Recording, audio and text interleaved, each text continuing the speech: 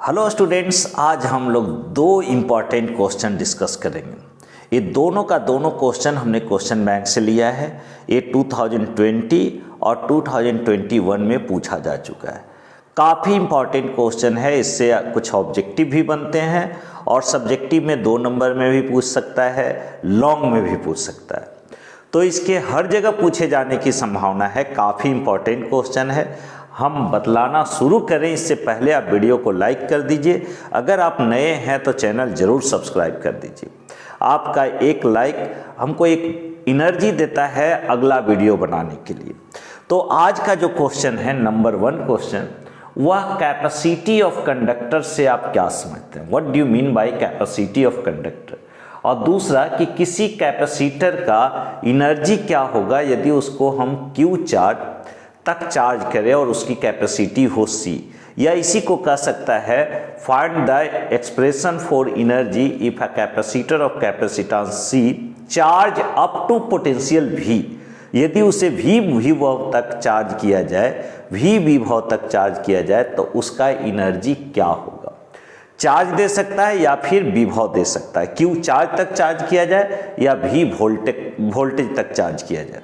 तो आप हमारे साथ अंत तक बने रहिए। 1 बाय 1 क्वेश्चन हम सोल्व करते हैं। तो यहाँ क्वेश्चन हमने लिख दिया है, what do you mean by capacity of conductor. काफ़ी इंपॉर्टेंट बात हम बतलाने वाले हैं, इससे काफ़ी ऑब्जेक्टिव निकल कर आएगा। पहले हम कैपेसिटी ऑफ कंडक्टर को समझ लें। तो किसी भी कंडक्टर का जब भी कैपेसिटी निकालना होगा किसी न किसी कंडक्टर का होगा। तो किसी कंडक्टर का कैपेसिटी चार्ज का वह अमाउंट है जिससे उसका पोटेंशियल 1 वोल्ट से बढ़ाया जा सके। सपोज कि यह कोई कंडक्टर है, इस पर पहले से चार्ज है नहीं है इससे हमको मतलब नहीं, ये कितना वोल्ट पर है ये देखना है। मान लिया जाए कि यह 10 वोल्ट पर है, तो 10 वोल्ट पर है, इसका मतलब कि इस पर पहले से चार्ज होगा। कितना चार्ज है इट डजंट मैटर। मैटर ये रखता है कि इस पर और हम कितना चार्ज दें ताकि इसका पोटेंशियल 10 से बढ़कर 11 वोल्ट हो जाए। मतलब क्या हुआ? The capacity of a conductor is defined as the amount of charge by which potential of a conductor can be raised by unity. किसी भी चालक की धारिता आवेश का वह मान है जिससे उस चालक के विभव को एकांक से बढ़ाया जा सके। तो इस डिफिनीशन को हम लोग लिख लेते हैं, उसके बाद इससे संबंधित ऑब्जेक्टिव का डिस्कशन कर लेंगे। तो बने रहिए। हम लिखते हैं पहले इंग्लिश में आंसर। कैपेसिटी ऑफ कंडक्टर का डिफिनीशन है the amount of charge, charge का मात्रा हमको निकालना है। The amount of charge by which potential of a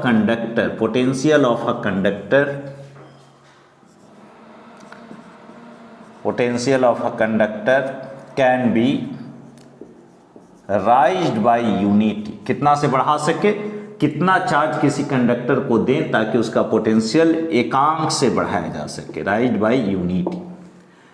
it is a scalar quantity.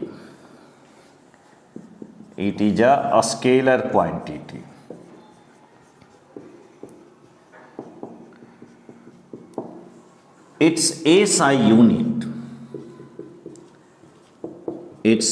SI unit is coulomb प्रति वोल्ट कॉल्ड फैराड।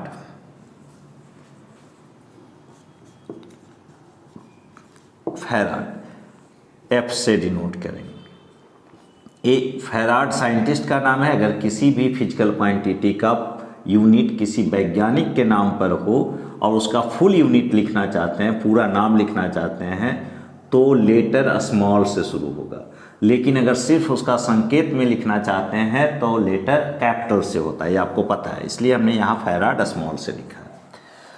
अब इसी को हम लोग हिंदी में लिख लें, उसके बाद फिर इसका मैथमेटिकल रिलेशन देखेंगे। आवेश किसी चालक की धारिता, आवेश का वह मात्रा है किसी चालक की धारिता, कैपेसिटर को, कैपेसिटी को धारिता कहते हैं। किसी चालक की धारिता, अक्सर पूछा जाता है शॉर्ट में भी, आवेश का वह मात्रा है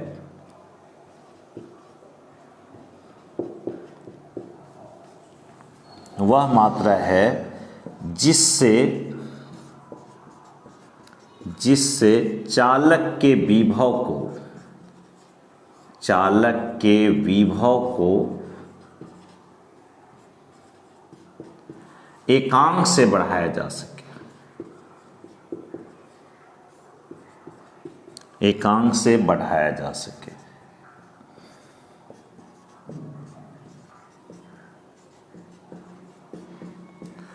इसका मतलब ये हुआ कि आवेश देने पर किसी न किसी, कोई भी चालक है उस पर अगर आवेश हम ऐड करते हैं तो उसका पोटेंशियल बढ़ेगा।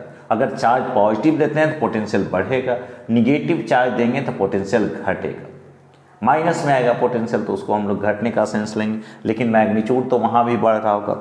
तो सिंपल सा बात है, मैथमेटिकली इसी चीज़ को दोनों लैंग्वेज के लिए मैथमेटिकली मतलब गणितीय रूप में अगर उसको लिखना चाहते हैं तो मैथमेटिकली, जिसको आप गणितीय रूप में समझाना चाहते हैं, गणितीय रूप में क्या, दोनों के लिए है। आपका Q प्रोपोर्शनल V है, कोई भी कंडक्टर है उस पर जब चार्ज दे रहे होंगे तो उसका पोटेंशियल राइज कर रहा होगा, तो क्या हुआ निकल कर आया, Q proportional to V।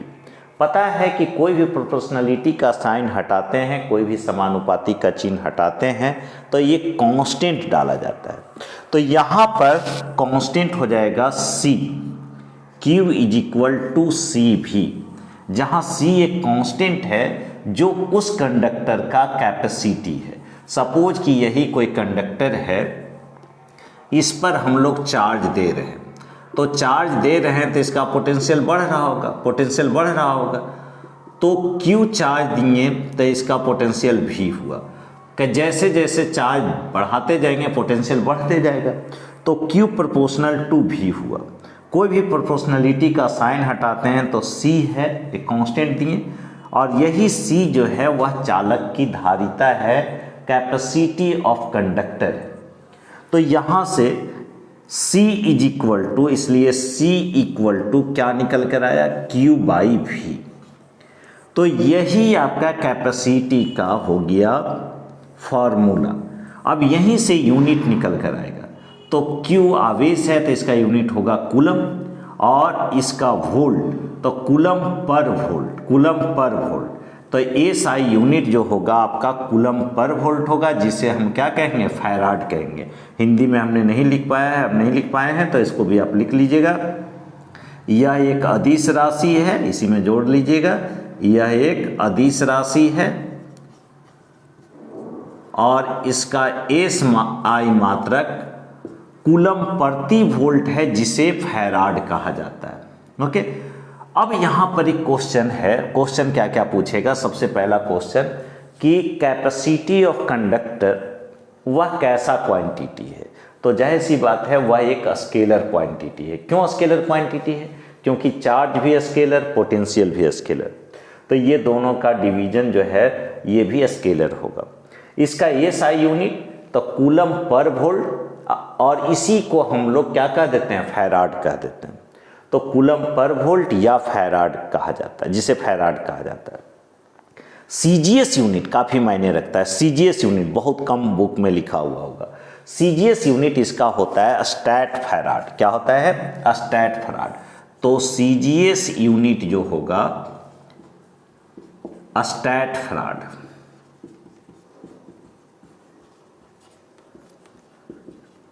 Stat farad, stat farad. Okay, CGS unit. तो ये हमने कैपेसिटी ऑफ कंडक्टर को डिफाइन किया। आगे है कि किसी भी कंडक्टर को जब हम Q चार्ज देंगे तो उसका पोटेंशियल, उसमें स्टोर एनर्जी का फॉर्मूला निकालिए, उसका एनर्जी कितना स्टोर्ड होगा ये बतलाइए। Q चार्ज दें या V पोटेंशियल तक उसको चार्ज करें, तो आप इसका स्क्रीनशॉट लीजिए। नेक्स्ट क्वेश्चन हम लोग करते हैं। तो ये आज का सेकेंड क्वेश्चन है। फर्स्ट क्वेश्चन आप देखें, एक क्वेश्चन जो पूछा गया है, what is electrical energy of a capacitor of capacity C charge to potential V। किसी कैपेसिटर का इलेक्ट्रिकल एनर्जी क्या होगा यदि उसका कैपेसिटी C है और उसे V पोटेंशियल तक चार्ज किया गया है।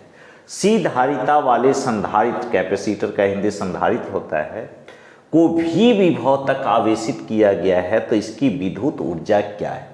इस क्वेश्चन के बारे में बतला दें कि यहाँ शॉर्ट में पूछा है और सिर्फ ऊर्जा क्या है, ये ऊर्जा निकालने के लिए नहीं कहा है कि find the expression for electrical energy when a capacitor charge up to potential V। ये नहीं कहा गया है कि किसी कैपेसिटर C धारिता वाले कैपेसिटर को भी विभव तक आवेशित करने में संचित ऊर्जा का व्यंजक प्राप्त करें, ऐसा क्वेश्चन नहीं किया। अगर ऐसा क्वेश्चन करेगा तो यही लॉन्ग में हो जाएगा और फिर एनर्जी निकाल कर बतलाना पड़ेगा। तो यहाँ हमसे सिर्फ पूछा है कि ऊर्जा क्या है। तो ऊर्जा, जो संचित ऊर्जा होता है जब कोई कैपेसिटर को C जिसकी कैपेसिटी है उसे भी विभव तक चार्ज करते हैं या उस पर Q चार्ज देते हैं, तो फार्मूला होता है energy is equal to, energy जिसको ऊर्जा कहते हैं, एनर्जी ऊर्जा इज इक्वल टू, चूंकि ऊर्जा is equal to 1/2 Q² by C, 1/2 Q² C।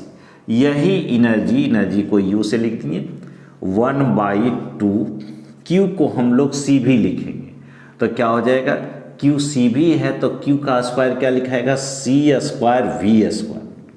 Q equal to C भी, तो यहाँ Q² की जगह क्या लिखे, C² V² बाई C।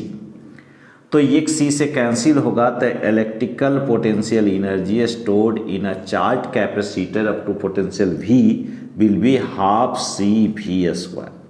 ये हो जाएगा उसमें इलेक्ट्रिकल पोटेंशियल एनर्जी या किसी कैपेसिटर को V वोल्ट तक चार्ज करने में संचित ऊर्जा, यही है, इतना ही लिखेंगे। तो क्या लिखेंगे, this is energy of a capacitor of capacitance C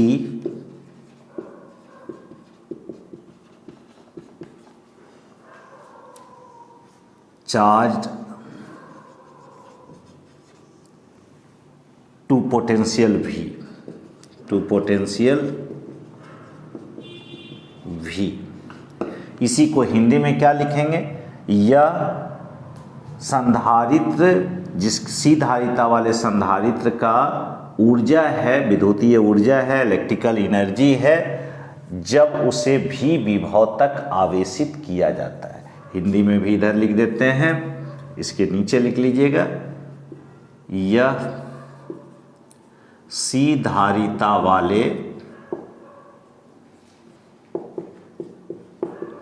संधारित्र का विद्युतीय ऊर्जा है,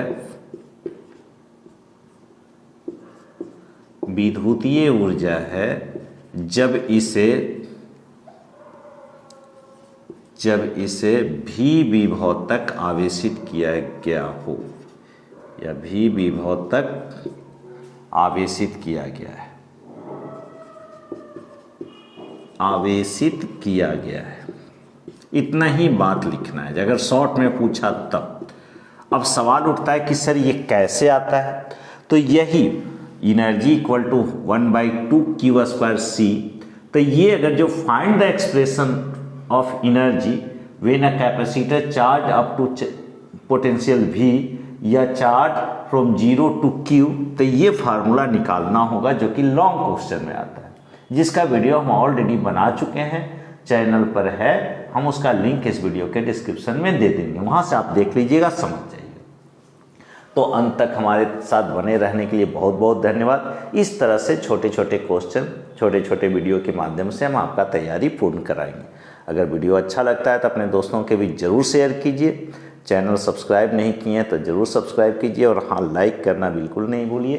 कोई भी डाउट रह जाता है तो उसे कमेंट के माध्यम में हम तक पहुंचाइए। नेक्स्ट वीडियो लेक्चर में हम उसको ज़रूर डिस्कस करेंगे। बहुत बहुत धन्यवाद। गुड नाइट, शुभ रात्रि।